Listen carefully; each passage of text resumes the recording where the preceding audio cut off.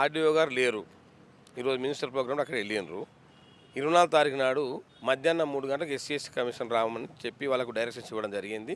మరి జిహెచ్ఎంసీ వాళ్ళు కానీ, హౌసింగ్ బోర్డు వాళ్ళు కానీ, రెవెన్యూ శాఖ వీళ్ళందరూ వచ్చి అక్కడ మాకు రిలవెంట్ డాక్యుమెంట్ దాఖలు చేస్తే మరి హియరింగ్ పెట్టి చూసి తప్పకుండా ఏదైతే ఈ 40 సర్వే నెంబర్ల పేదోళ్ళ ఇండ్లు ఉండేనో వారు తప్పకుండా న్యాయం చేస్తాం.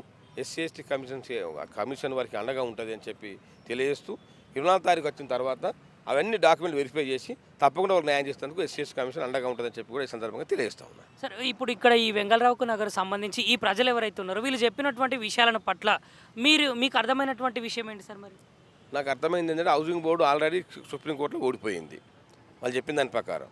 ఇప్పుడు దీన్ని అవసరం ఉంటే ఇండ్లు ఉండే వాళ్ళకు, అయితే ఒక ముస్లిం క్యాండిడేట్ వాళ్ళకు ఇళ్ళకు జాగా దానం ఇచ్చినట్టు ఉన్న వాళ్ళకు ఉన్నది. అది ఉండేదానికి ఇచ్చారు కానీ కట్టుకుందానికి లేదని చెప్పి వాళ్ళు ఐడియా కమిషన్ ఏదో మాట్లాడుతున్నారు. అది కరెక్ట్ కాదు. ఉండేదానికి ఇచ్చినట్టే కూడా గదే, కట్టుకునేందుకు అది గదే ఉంటుంది.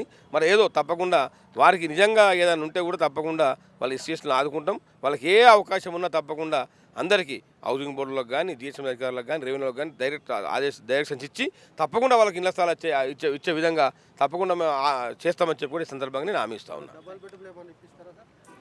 వాళ్ళకు డబుల్ బెడ్రూమ్లు ఇప్పించేది ఇది సమస్య అయిన తర్వాత ఆలోచిస్తాం.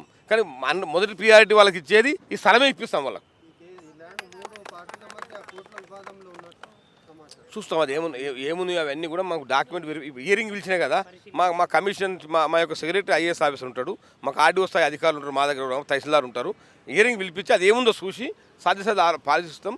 చట్టానికి విరుద్ధంగా ఉండి వాళ్ళకి సాయం లేని పరిస్థితులు ఉంటే అప్పుడు 2 BHK గురించి ఆలోచన చేస్తాం.